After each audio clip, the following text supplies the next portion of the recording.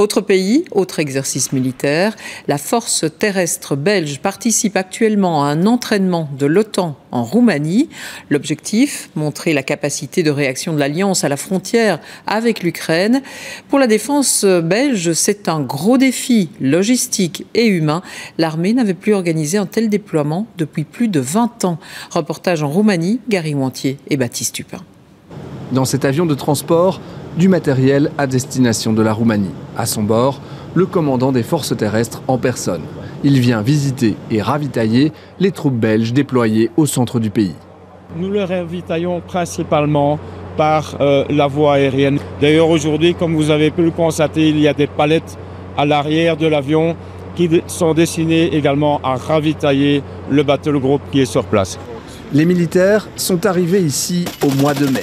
Ils s'entraînent avec d'autres pays de l'OTAN. Aujourd'hui, des blindés belges évoluent avec des chars roumains. Ensemble, ils s'exercent à reprendre du terrain occupé par des militaires ennemis. La Belgique est un pays qui joue son rôle au sein de l'OTAN, mais ne peut jamais jouer ce rôle tout seul. Elle doit toujours travailler ensemble avec d'autres nations, comme par exemple la Roumanie, qui possède des moyens que nous, on n'a plus, par exemple les chars.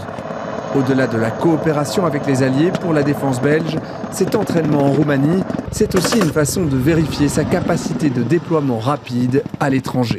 Tout d'abord, on veut tester qu'on est encore capable à projeter stratégiquement, donc de la Belgique vers un pays, des moyens, des véhicules, du personnel. Quelques centaines de militaires belges, autre part.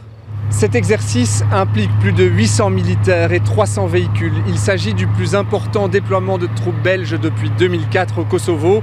Un véritable défi logistique et humain pour la défense. Ça faisait des années qu'on ne l'avait plus fait et donc il est temps maintenant de former nos jeunes éléments à ce processus expéditionnaire. Quand on voit la situation sécuritaire, comment elle évolue, il faut qu'on soit prêt. Mais ce déploiement important a également montré les limites des moyens actuels de la défense sur le terrain. Oui, dans les faits, c'est vrai que même j'ai dû envoyer encore mon personnel à rechercher des véhicules partout en Belgique, quelques jours avant le déploiement, certes. Mais de l'autre côté, ça veut aussi dire qu'il y a des efforts derrière, les efforts pour faire de sorte que ça doit être un succès, surtout sur le plan logistique. Donc bonne volonté, il y en a absolument. Et c'est eux qui ont permis en fait qu'on a pu faire un exercice d'une telle ampleur. Pour combler ces manques, le gouvernement s'apprête à débloquer 4 milliards d'euros supplémentaires par an. Une augmentation budgétaire conséquente que la défense devra être capable d'absorber. Apprendre à grandir, ça n'est pas nécessairement facile.